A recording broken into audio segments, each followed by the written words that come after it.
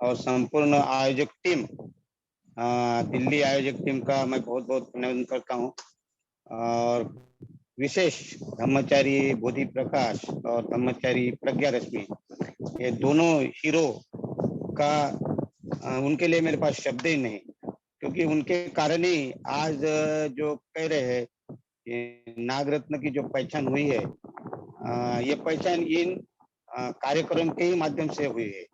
क्योंकि लॉकडाउन अगर नहीं आता तो मेरे लिए तो ये लॉकडाउन बहुत ही अच्छा साबित हुआ। बहुत सारे लोग तो चले गए छोड़कर, लेकिन मेरे लिए ये बड़ा अच्छा साबित हुआ कि मैं पूरे भारत में ही नहीं तो ऐसा कहते हैं कि भारत के बाहर के भी लोग मुझे जानने लगे। क्योंकि मैं जब भी कोई परिषद में जाता हूँ, जैसे हमारी कन्वेंशन हो ब्रह्मचारी की, तो वहाँ सब लोग, मैं नहीं जानता वो ब्रह्मचारी मेरे पास में आते थे और कहते थे अरे वाह आपका तो बड़ा अच्छा चल रहा।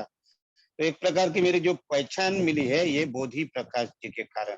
तो बोधि प्रकाश जी ने मुझे सबसे पहले जैसा शुरू किया जून में, और जुलाई में मुझे उन्होंने ऑफर किया कि आप शिविर लीजिए। और वो शिविर से ही पहला ही शिविर जो था वज्जी देश के नियम, वज्जी के नियम, तो उससे मुझे अच्छी पहचान मिली।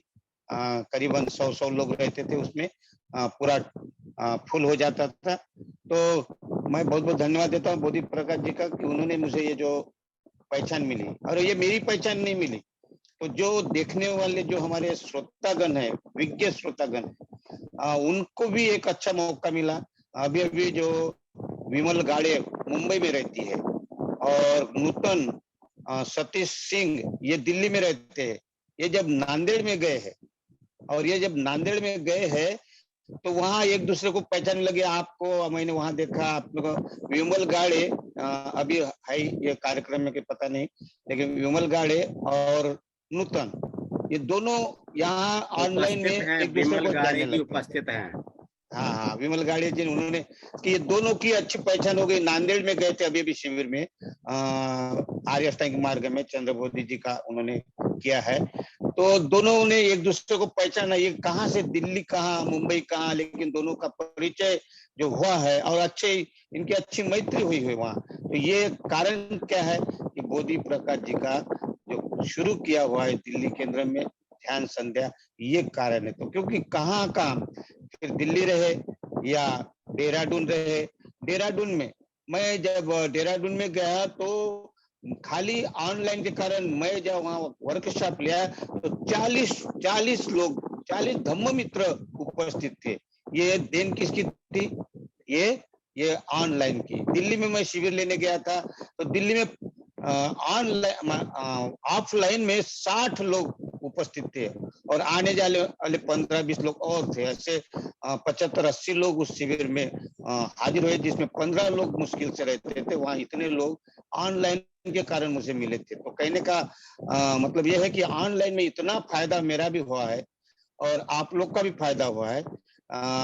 ऐसा इन्हीं का नहीं है, जहां भी मित्र मिले, मैं नागपुर में जब जाता हूँ तो मित्र मुझे पहचानते थे कि आपका मैं कार्यक्रम देखा हूँ या देखी हूँ, और वो उन लोग मुझे जानने लगे। तो मुझे ऐसा लगता है कि ये श्रेय मेरा नहीं है, ये बोधि प्रकाश जी ने अगर इलेक्ट्रॉनिक इसके लिए उन्होंने सीखा नहीं होता, उनको भी नहीं आता था कुछ भी, उन्होंने सीखा, ट्राई किया, प्रयत्न किया और उन्होंने उनके कारण ये चालू किया और उसके कारण ये सब फायदा हुआ, लाभ हुआ लोगों को। तो मैं यही बताना चाहता था कि ये जो कार्यक्रम है ये नुकसान के लिए नहीं किसी का, बल्कि फायदे के लिए है, लाभ के लिए है।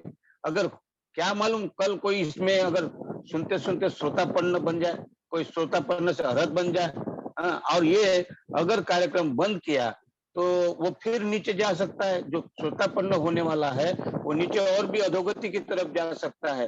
तो मुझे एक निवेदन है बोधि प्रकाश जी से और प्रज्ञा रश्मि जी से कि ये कार्यक्रम आप दोनों अगर चालू रखते हैं तो बहुत ही अच्छा रहेगा। और लोगों की संख्या के ऊपर मत जाइए, संख्या कम ज्यादा हो सकती है, क्योंकि बुद्ध के पास भी पहले 5 ही भिक्षु थे और पंचवर्गीय भिक्षु को ही उन्होंने उनको शिक्षा दी और फिर सारे भारत के कोने कोने में फैल गया। ये भारत के नहीं, ये सारे विश्व के कोने कोने में बुद्ध धर्म फैल गया। तो आप को जो भी सहयोग है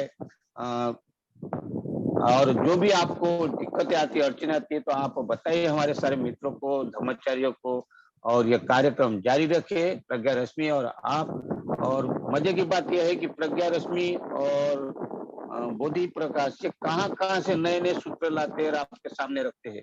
ध्यान साधना के इतने आयाम आपके सामने पेश करते हैं कि जीएफआर के लिए जो बुद्धानुस्मृति सिखाई जाती है या कायानुस्थिति सिखाई जाती है, मंजुवादित जो धर्मचारी है, ये आपको इतना अच्छा गहन अध्ययन करके आपको गहराई तक ले जाते। हो सकता कोई श्रोतापन्न हो जाए ध्यान करते करते, तो इतना अच्छा मौका, इतना अच्छा अवसर अगर हमें यहाँ मिल रहा है। हाँ, विमल सिद्धि जी कितना सारा कार्य करके अपना पूरा योगदान देते हैं वो, और अपने जी जान से यहाँ का अपना मेहनत करके वो लोगों तक प्रेरित करते हैं। तो ये बेकार नहीं जाना चाहिए, क्योंकि क्या है, ऐसे बहुत से विद्वान हमारे बीच में आ सकते हैं और आए हैं। 50 लोग आए हैं, सबका नाम लेना यहाँ उचित नहीं। मैत्र सागर जैसे आए हैं यहाँ, यशो सागर जैसे लोग आ गए हैं, तो ऐसा नहीं है कि नहीं आए। तो ये जो नया नया लोगों को बुलाने का भी श्रेय बोधि प्रकाश जी को जाता है। तो मेरा दोनों धर्मचारी प्रज्ञा रश्मि, आखिरी में यही कहना है कि हमारी जो पहचान हुई है, पहचान किसके कारण हुई है? पहचान बाबा साहब के कारण, वो भंते जी के कारण हुई है, और बोधि प्रकाश जी के कारण ये सारे भारत भर में ये फैल रहा है। तो मैं तो ज्यादा समय नहीं लूंगा, क्योंकि कुछ मुझे बताना था, और यही आखिर में बताना था कि आपको ये कार्यक्रम शुरू रखना है। दिक्कतें आएगी, बाधाएं आएगी, लेकिन इसको शुरू रखे, यही मेरी गुजारिश है, निवेदन है, अनुरोध है। और सभी धम्म मित्रों का, धम्म सहायकों का, धर्मचार्यों का मैं पुण्यजन करता हूँ, अभिनंदन करता हूँ, और सबको मैत्रीपूर्ण जय भीम, यहीं रुकता हूँ। जय भीम।